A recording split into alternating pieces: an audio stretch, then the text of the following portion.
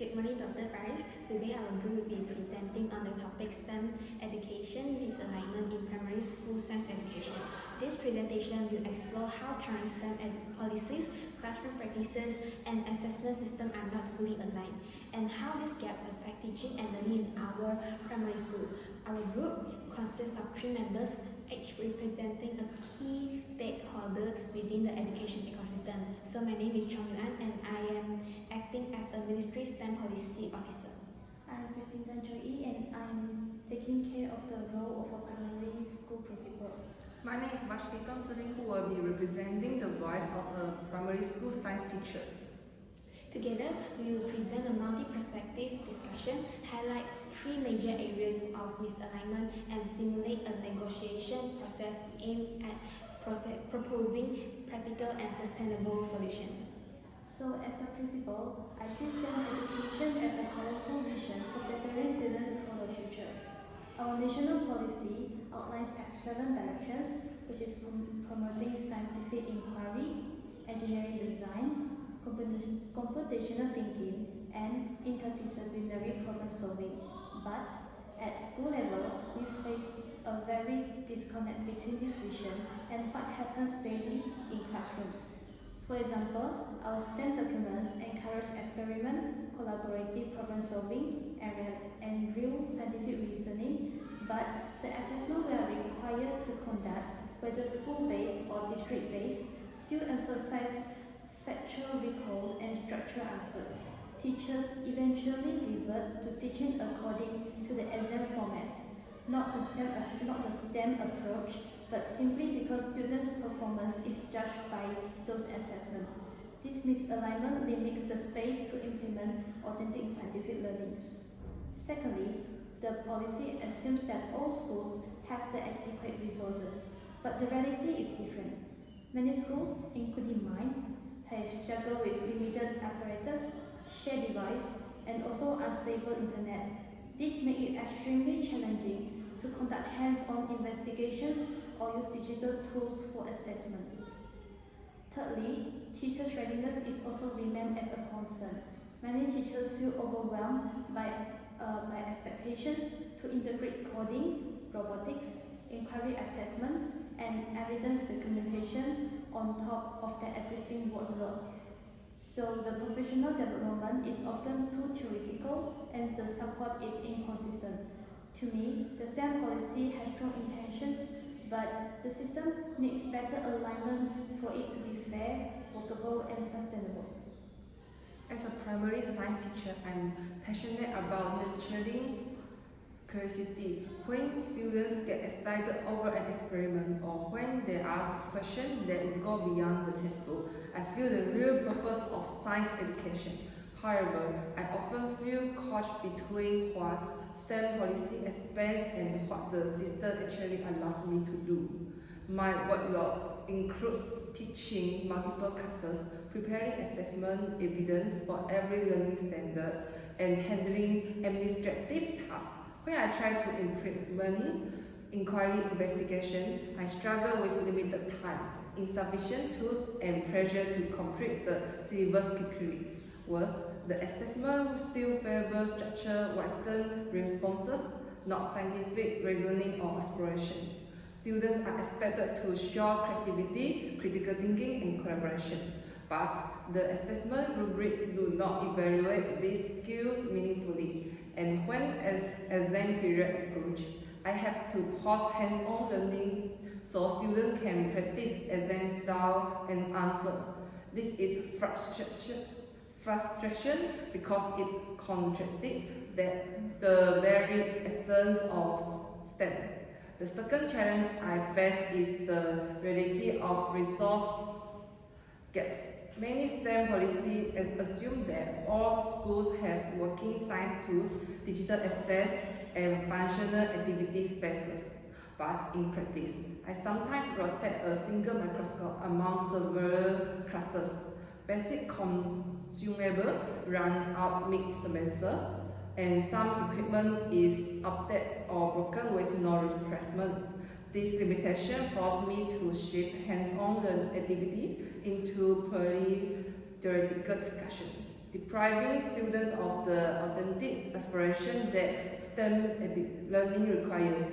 It troubles me that students' opportunity depends heavily on what their school can offer, rather than their potential or interest. The third challenge is teacher capacity and training. Implementation, inquiry-based STEM pedagogy requires confidence in facilitating open-ended investigations using digital tools and evaluating skills like collaboration and problem solving. But most professional development sessions are brief, theoretical, or conducted after school when teachers are already exhausted. What we really need is sustained coaching and modeling of real STEM lessons, peer assessment, example, and time within our timetable to collaborate and practice new methods. Without G9, continuous support, teachers are left to figure out everything on their own while judging a heavy workload.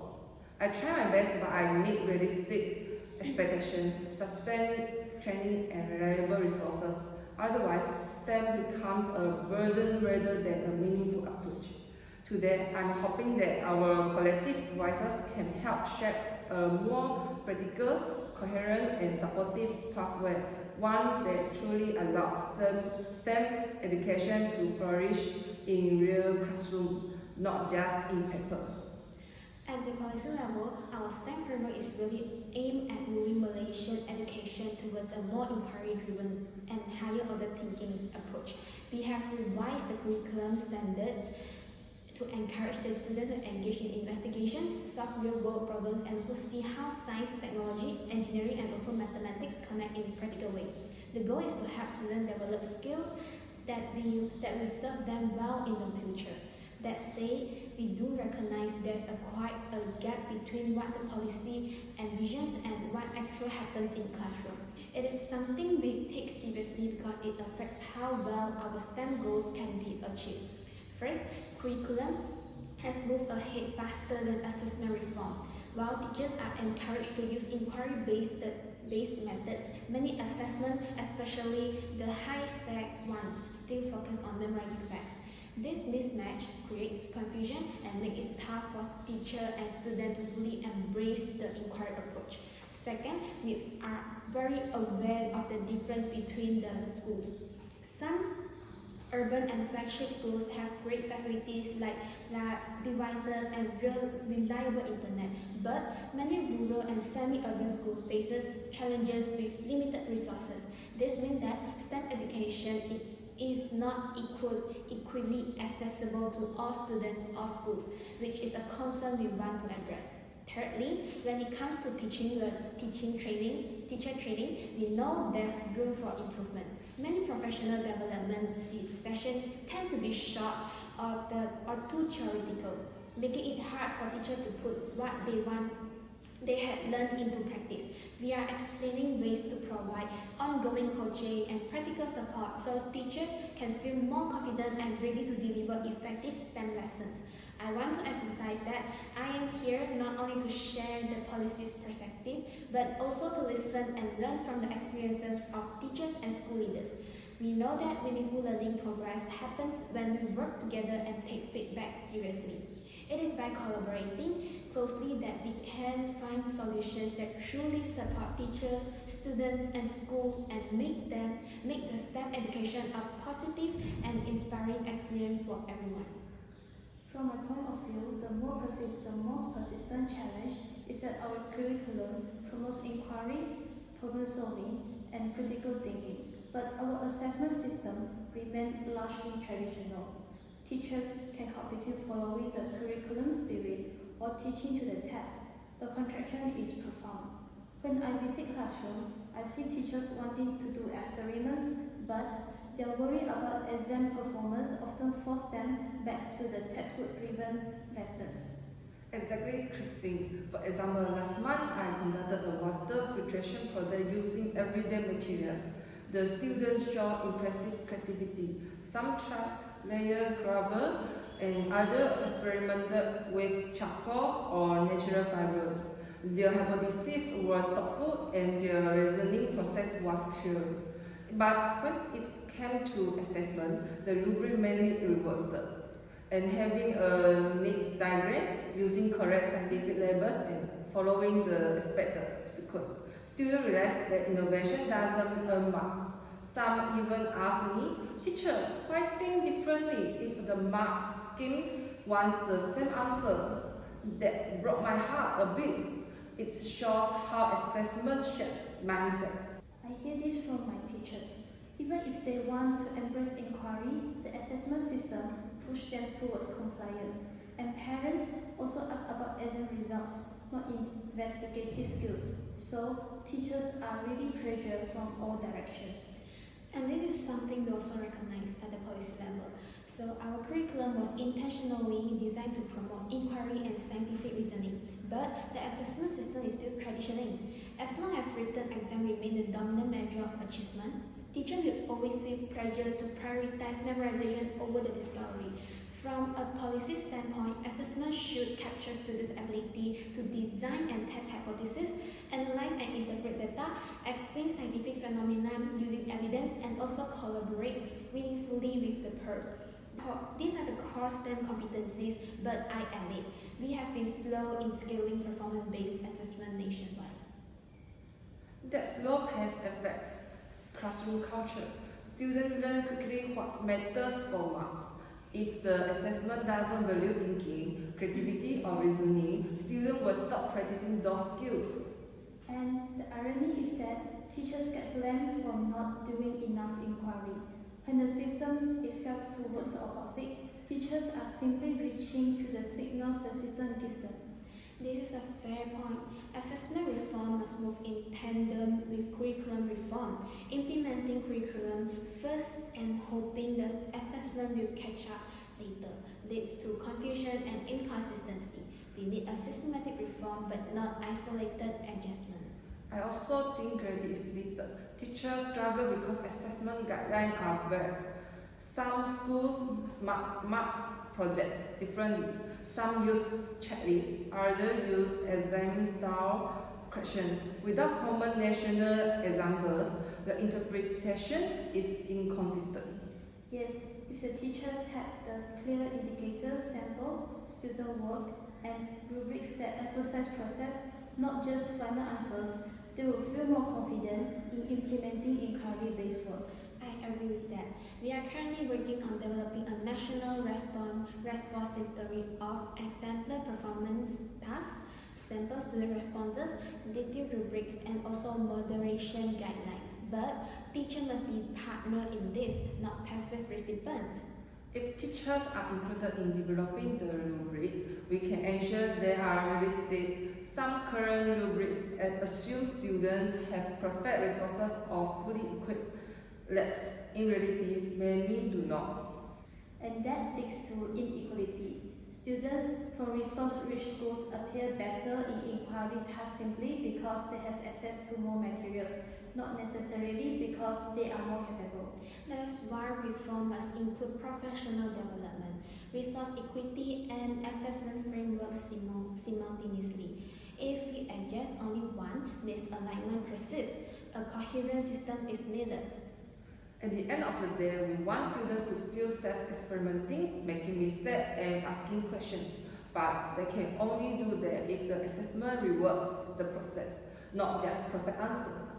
And if the assessment system fully reflects the curriculum philosophy, teachers will naturally shift their practice. The pressure is to teach to the test with final reduced. Exactly. Assessment shapes behavior. Teachers, students, and even parents respond to it. So aligning assessment with inquiry is not just an academic exercise. It is the foundation for transforming STEM culture in a school. So, building on our earlier point about assessment misalignment, I believe there is another major source of the problem, which is the resource gap between schools. Even if we redesign assessment to value inquiry and real scientific thinking, many schools simply do not have the equipment, tools, or digital access to make those assessments possible.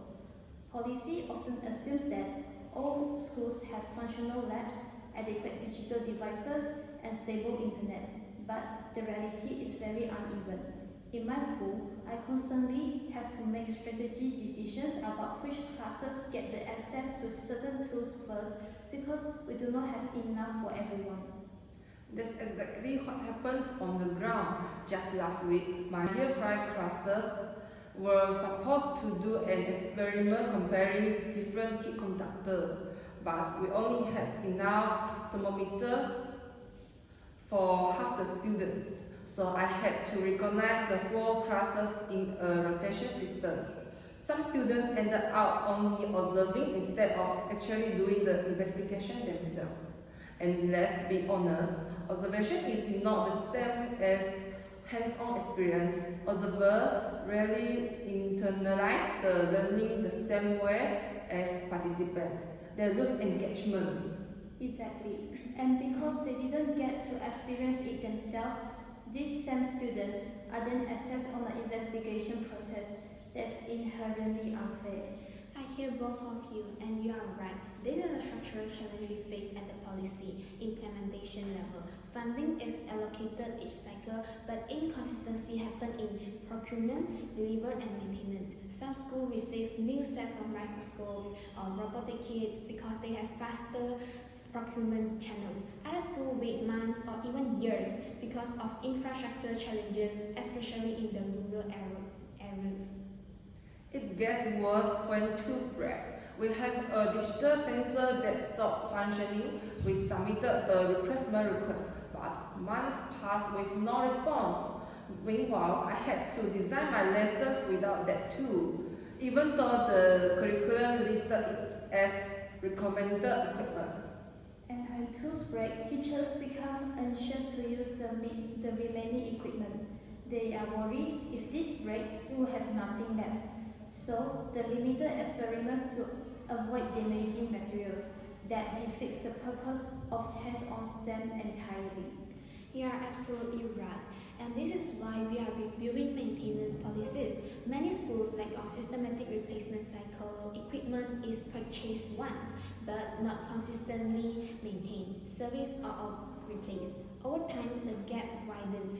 Well-resourced schools continue developing strong STEM cultures, while others are far further behind. And it's not only science apparatus. Digital tools are also a huge issue. Some of my students don't even have a device at home. When we assign digital STEM tasks or online assessment, they struggle. Even in school, the Wi-Fi drops during simulation, and I spend more time to troubleshooting than teaching. And when the digital access fails, teachers revert to theory. It's not the teacher don't want to follow the curriculum, but it's that the circumstances limit what we can realistically do. This is why policy needs to shift from equal distribution to equitable distribution.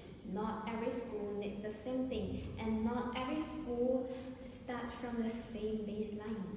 I agree. For example, a school with a lab technician, proper storage, and stable internet can effectively use robotic kits. But if another school struggles with electricity reliability or lock storage, they need different kinds of support. Exactly.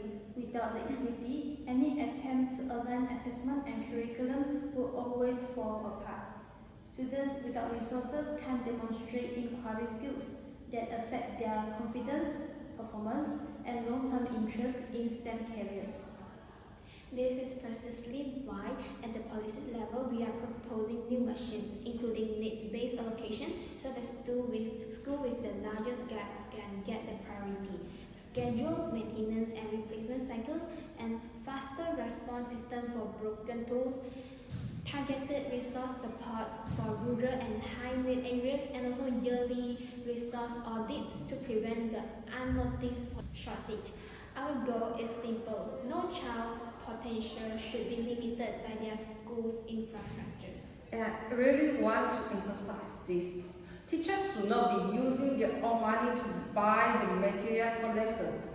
Many of us do it because we don't want our students to miss out. but it is emotionally and financially draining. Yes, teachers are going above and beyond, but they shouldn't have to. A strong STEM policy must come with a strong resource distribution system. And that's exactly the direction we are trying to move in. The misalignment is solvable, but it requires collaboration and honest feedback from schools like yours. Policy is only effective when it is reflect real classroom needs. Honestly, even if we fix the assessment system and provide sufficient resources, none of it will have an impact without teacher readiness. Inquiry-based STEM is a completely different way of teaching. It requires confidence in guiding investigations, assessing processes, integrating digital tools, and managing hands-on activities safely. But teachers aren't being prepared at the level required. I agree with you, Rusty. And from a school leadership perspective, I see how much pressure teachers are carrying. The curriculum keeps expanding as engineering design, computational thinking, 21st century skills, yet the training model remains the same. Short workshops, heavy theory, minimal follow-up. Teachers return from workshop excited, but after a week, they struggle to apply what they learned because there is not sustained coaching. There's a fair criticism, and we are aware of it at the ministry level. For years, the model has been introduced a new policy, grant mass workshop, expect implementation, but STEM demands more than that. It demands deep pedagogical change, not surface level understanding. We recognize that teachers need time, space, and ongoing support. That's why we are shifting toward more sustainable development models such as school-based coaching, not just lecture-style PD, collaborative lesson design, professional learning communities across the cluster, protected periods for training, and also reduce the administrative tasks during STEM-heavy weeks. Exactly, because the biggest barrier is time. Many trainings happen after school or close to exam period. Teachers are mentally drained, rushing to complete tasks and barely have time to internalize anything. And handling 35 students during experiments? No workshop prepares you for the chaos. We need to experience it with guidance from someone who has done it well. And principals also need training to support teachers. If school leaders don't fully understand the new assessment rubrics or inquiry-based teaching expectations, it becomes even harder for teachers. Without leadership clarity, teachers receive mixed instruction or worse, feel evaluated unfairly.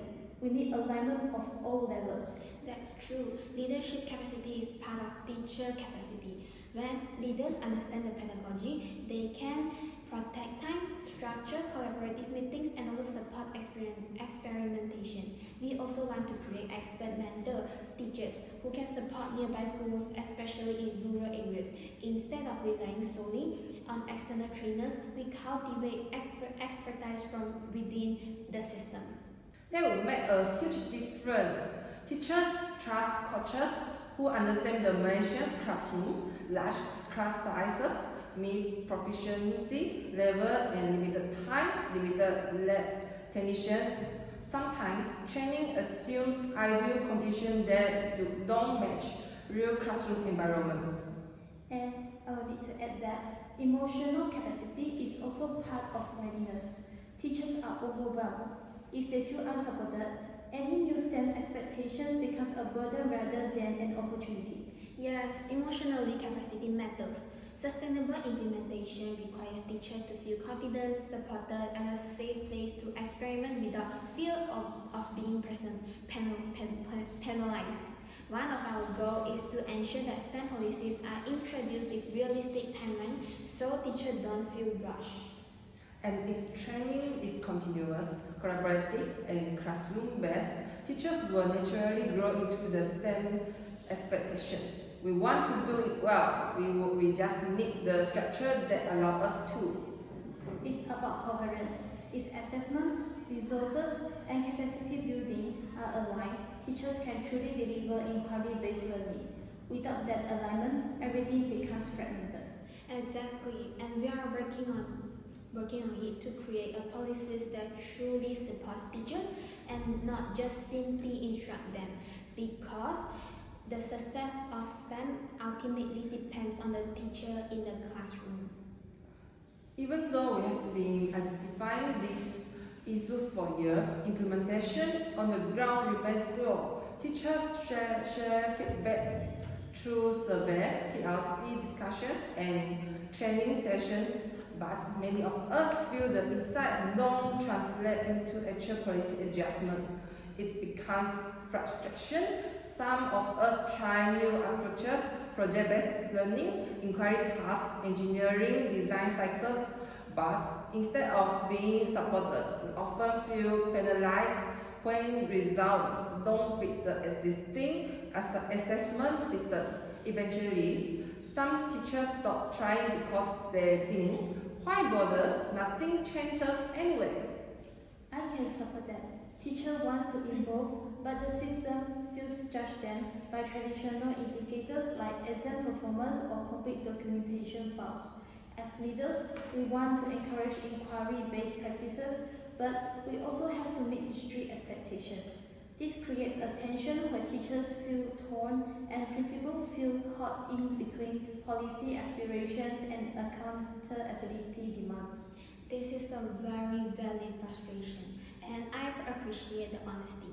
From the policy side, we often work with multiple layers: data collection, stakeholder consultation, budget constraint, but I admit, the changes do not always reach every school as quickly as they should. We need a more responsive, evidence-driven approach. One practical solution is to pilot new assessment models, resource system, and professional support structure in a small number of diverse schools. This way, instead of assuming what will work, we can observe classroom realities directly, identify gaps early, and adjust the policy before rolling it out nationwide. I agree piloting is a very suitable approach, but diversity is crucial. If pilots only takes place in well-resourced urban schools, the finding won't represent the real challenges faced by semi-urban, rural, or oral ASME schools. So, we need a pilot group that includes high-performing schools, average-performing schools, schools with limited resources, and also schools with unique contexts. Only then will the pilot outcomes truly reflect national realities. And for any pilot to succeed, teacher workload must be intentionally addressed. If you want us to test new performance-based assessment, conduct inquiry activities, and collect new forms of evidence, then something else must be taken off our plate. It is unrealistic to expect us to innovate while also maintaining every existing administrative task. Teachers need protected time to train the inquiries, time to analyze student work, time to meet in PLCs, and time to reflect. Without that, even the best pilot will become another stress point. You are absolutely right about the workload. For selected pilot schools, we can implement structural adjustments such as reduce administrative paperwork, simplify evidence documentation, schedule collaborative time, clear rubrics and examples, and also on-site support from master trainers. This will allow teachers to focus on quality of learning rather than compliance. Not only that, we must also consider the parents. Any shift away from exam-based assessment tend to raise anxiety. Parents worry about placement, transition to secondary school, and fairness. If we don't bring parents along with us in the change, through briefings, workshops, or even simple communications, teachers may end up handling complaints or misunderstandings that adds emotional pressures and may lead to resistance. Exactly. And while we talk about stakeholders, we must remember the most important ones: students. Students can tell us which STEM tasks feel meaningful, which assessments are stressful, and which activities genuinely that help them learn. And they can point out when rubric seems unfair and unclear. Their voices can help us refine assessment models to be more human and more correct. I completely agree. A feedback system must include in every stakeholder. For the pilot to be meaningful, we will collect structured input from teachers, students, principals, and also parents.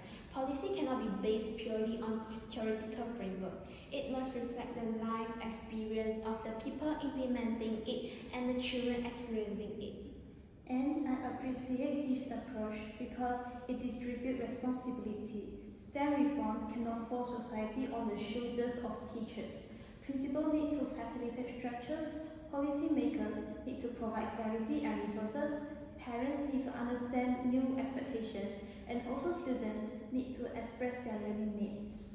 When responsibility is shared, the pressure becomes more manageable, and teachers feel supported instead of judged, and positive change actually becomes possible. Exactly. When each group plays its part, the system becomes sustainable. Policy provides direction and resources, school leadership creates supportive structure, and teachers bringing the ideas to the life, and the teachers and the students and parents provide the feedback from the ground. This creates a full ecosystem of support, making the STEM implementation not just possible but meaningful. You know, after all the tensions and concerns we raised earlier, what really stands out to me now is how aligned we actually are. We may come from different roles, but at the core, we share the same goal: STEM policy that genuinely works in real schools, not just in policy documents. I'm surprised too, Christine. When we first started, I was expecting the usual teachers struggling, leaders balancing demands, policymakers finding system. But today it feels different. And we are actually seeing the same problem from different angles. And we are all saying the same thing: STEM education must benefit students, but not burden them. And that's the part that gives me hopes. Usually when we talk about STEM reform, stakeholders have different priorities, but here our priorities are converging. Let me try to capture our shared vision. Assessment must reflect inquiry, resource must be fairly distributed, teacher must be supported continuously, implementation must be gradually and guided by evidence, and feedback must drive policy evolution. If we hold on to this principle together, we can genuinely move the system forward. And that's important, John, not just listing the priorities, but grounding them in reality. Even every recommendations we have discussed today directly targets the misalignments we identified. The coherence is what's been missing for years. I agree, and honestly, hearing a policy official acknowledge the need for gradual implementation is refreshing. And teachers often feel like everything has changed overnight. New documents, new rubrics, new expectations, and we are expected to master it instantly. And knowing that fast implementation is on the table makes me feel hopeful, and for the first time in a while. It is long overdue, Ashti. Policy must respect human capacity. We can't expect transformation without giving teachers time to grow. And Christine, you are right. We finally have coherence across the three misalignments. If we leave one without another, we fail. But addressing all three together makes them truly doable. And when the system becomes coherent, teachers stop feeling pulled in 5 directions. The curriculum becomes teachable. Assessment makes sense. Resource planning becomes manageable. And principals can finally focus on instructional leadership rather than just firefighting. Exactly. And imagine the students in that environment doing experiments, freely collaborating, reasoning, trying new ideas without fear. That is the science classroom I want, and it becomes possible when the system supports us, not strengthens us. That vision is exactly why we do this work. Policy making isn't just about the framework. It is about fairness and inclusion. Every student, regardless of their schools, deserves a chance to explore science authentically. And every teacher also deserves a clarity, support, and trust. Well said. And what I appreciate most today is that no one is pointing fingers. We are acknowledging the system gaps together and building solutions together.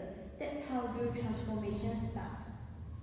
Yes, for once, it actually feels like everyone at the table is moving in the same direction.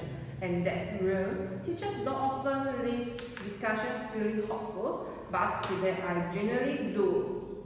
And that hope matters because when policy and practice finally align, we move closer to achieve the SDG 4, which is ensuring equitable, high quality education for all. And more importantly is we move closer to a future where STEM learning inspires, not intimidates our students.